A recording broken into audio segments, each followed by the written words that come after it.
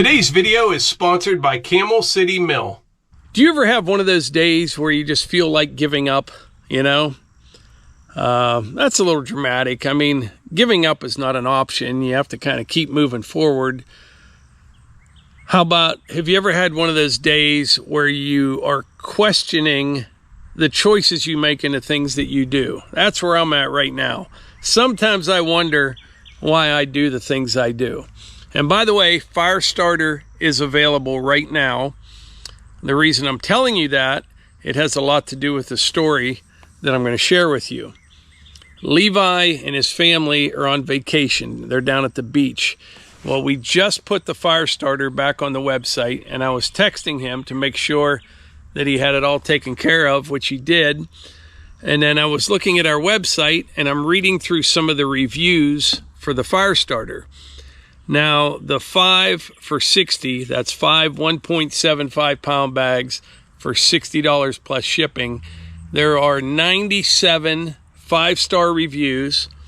There are 4 4-star reviews, and those were all real good reviews. I don't know why they didn't just bump it to 5, but whatever. So 97 and 4, and then there was 1 3-star review. And I'm like, what's the problem here? You know, so I start reading. Guy sends pictures of his bag of Firestarter on a scale, and he said that he was short Firestarter. Let me read this to you. This is unbelievable. He sent a picture. His scale says 1 pound, 12.8 ounces. The bags are advertised at 1.75 pound bags. 1 pound, 12.8 ounces is actually 1.8 pounds. So they're always just a little bit heavy. We have a bagging machine that does all that stuff. And this is the third person that has thought their bags of Firestarter were light just because they don't know how to read a scale. And I thought, no big deal. I'm just going to give him a call and explain it to him. So I tried that. He still thinks I'm wrong. I'm not wrong. And it is what it is. But I think he may feel backed into a corner right now. I've been very polite the whole time, and I shouldn't even be telling you this on video. But I explained the whole thing. Like, 12 ounces is 0.75 pounds. You know what I mean? So if your scale says 1 pound, 12 ounces, and his is a little over that, it's 1.75 pounds. Math is math. You know what I mean? And now he's saying, no, it's 1 pound, 1 ounce, and 0.2 of an ounce. It's right. It's like saying, how do you like my cat skid loader? What do you mean? Yeah, I know it's orange, and it says Kubota on it, but that's a cat skid loader. How do you argue with that? The reason I question myself or second guess myself is I knew better than to reach out to this guy. I should have just let it go. I thought I'd explain, hey, you're reading the scale wrong. We'd all laugh. It would be a good story to tell later. I think he's mad now. I can't help it. Math is math.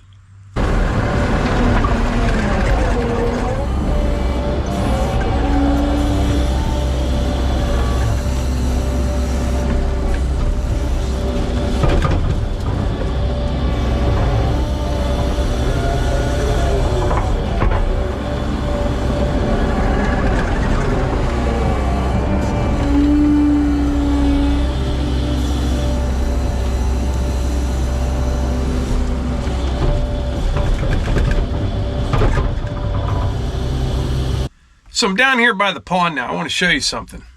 This is the material I dug out of the back of the pond last year. I was just kind of mixing it up a little bit. When you go into that pile, I caught a whiff of something. It just reminds you when you open up one of those styrofoam containers with night crawlers or worms in it. That's good stuff right there. I was wondering if I could use a little bit of that to rebuild the road in front of the pond. I'm not going to be able to do that. But I will be able to dress everything up with this and get grass growing on it when it's done. There's probably, that's a long pile. There's probably 40 tons right there, close to 2 triaxle loads. Next up, I'm going to run down in front of the pond here. I set up a 2-inch siphon this morning. That was about 8 hours ago, and it's moving approximately about 100 gallons of water per minute. Okay, now when I set it up this morning and had it running, water was still running over the dam, but I think we got it under control now. All right, looking good. I mean, this doesn't look good, but overall, it's looking good. Moved a lot more water today than I thought. It's no longer coming over the dam. Got real nice flow coming out of the siphon there. I think what I'll do here, I got a giant hole right here. Look at that clay down in there. That's what you want for pond building material right there. I'm not sure what's in here. It may not be the best material, but I'm going to take a little bit out of here and start filling this in some. I mean, it's not like a road. It's more like a trail. It'll be fine. Yeah, we're down about 5 inches in 8 hours. So really, if I want to get down 2 feet, it's not going to be too long. And I'll put the new drain pipe in over in that corner. Like I want to keep it in natural ground. And then this needs filled in a little bit.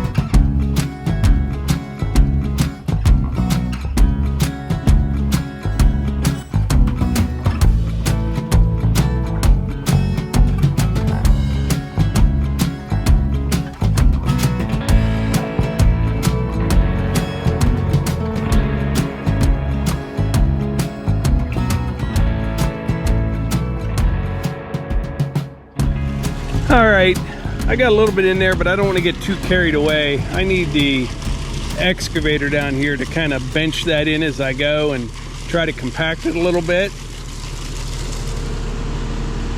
Yeah, I'd say day after tomorrow, water will be down low enough we can put that new drain pipe in. We're gonna fix this all up, make it all so you can mow it all, make it look nice.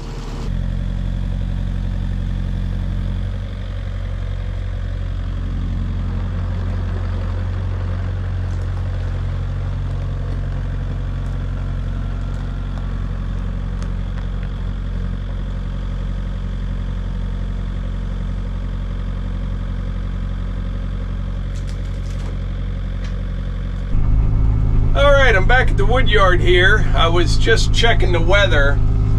It looks like it's going to be pretty nice the next 3 or 4 days. And as well as that siphon system is working, I'm thinking I can get back down there tomorrow afternoon with the excavator, and we'll dig a trench and install a new drain pipe. And the following day, start cleaning everything up and grading it up. But it'll be good if things will dry up a bit. But speaking of dry, you know what keeps your feet dry? Camel City Mill socks. They wick sweat way better than cotton or polyester. They keep your feet warm in the wintertime, cool in the summertime. They come in 3 different lengths: ankle, crew, and boot. 10-year durability guarantee on socks. You can't beat them. And the icing on the cake is 100% American made, right down in North Carolina. Like I said, I'm not going to stop talking about these till everybody has feet that are as comfortable as mine. You can't beat them. If you don't believe me, read through some of the comments from people that have bought these socks. They're a game changer. They really are. But anyway, you can save 10% on my favorite work socks from Camel City Mill with code Morgans10. Link in the description. Just grabbed a red oak log here. It's an okay log, nothing great. So we're gonna turn this one into a bunch of stickers for stacking and stickering lumber. I'm about out. I just set a pine log by the mill. I need to saw one more of those to finish out a lift. And then, I don't know, maybe tomorrow morning we'll saw this one into some stickers, and Levi will cut them all to length and let them start drying. It doesn't take long for the stickers to dry. I mean, they're 1 inch by 1 inch, but they're just not that big. It seems in a matter of just a couple weeks, they're good to use. You don't want to use wet stickers.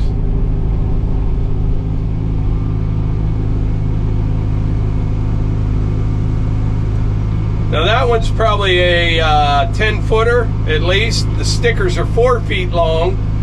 So before I put that on the mill, I'll cut a few firewood rounds off the end here, and then we'll saw it to probably about 100 inches long, and that gives you a little wiggle room on the end. You can trim the edges, the ends when you're cutting the stickers, and they're all nice and uniform.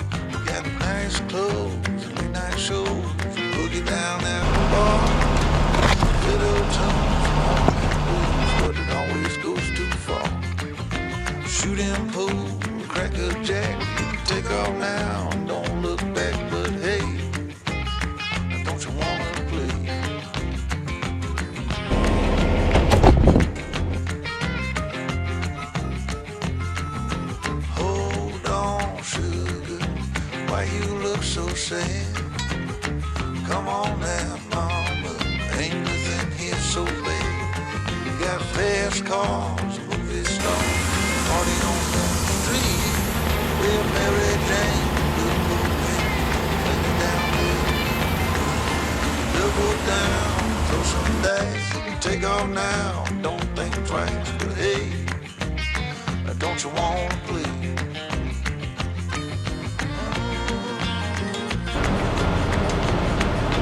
Baby, come on.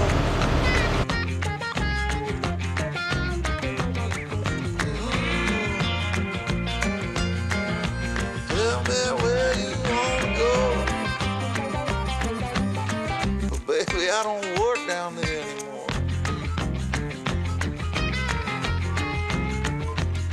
No, I don't.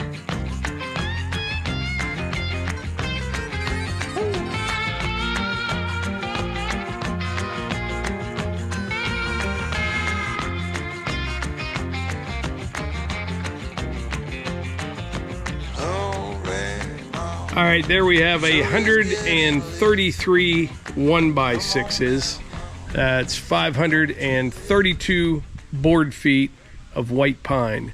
This is what I call hobby sawing, because there isn't any money in softwoods. I always catch a little bit of heat when I say that, but I believe it to be true, at least in this area and for small operations. If you're a big mill, you know, doing huge volumes and you make a nickel or a dime a board foot, they're probably making money. But small operation, I just can't see it happening. Hobby sawing. But this kind of stuff, different story. Quarter sawing white oak, cherry. I mean, I like cherry. It's kind of fallen out of favor. And if you're going to make money, Joe Dirt has the best advice. It's not what you want, it's what the consumer wants. Speaking of consumers and customers, I've got an update. I've got a question, and I would like a comment from each and every one of you letting me know the answer to this question. I'm curious. Is the customer always right? We've always been told that. You know, you can't go wrong if the customer's always right. And I get that. I do. But, you know, regarding the guy I was talking about at the beginning of this video, we text back and forth for probably an hour, and he said, well, we can just agree to disagree.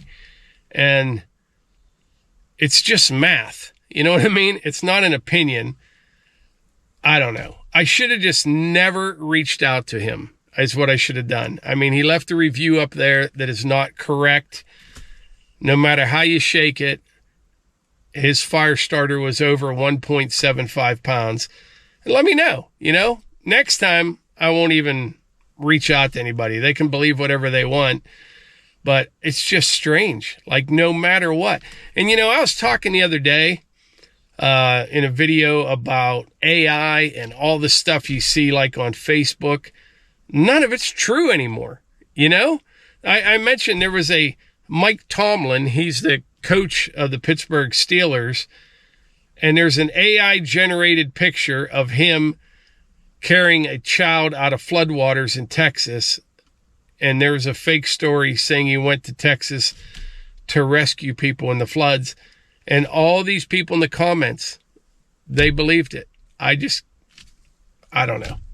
I guess I just need to not worry about it, you know? I don't know. So, let me know in the comments, please. Is the customer always right, even when they're clearly wrong? How else do you say it? I appreciate y'all being here. I really do. And I'll catch you on the next one.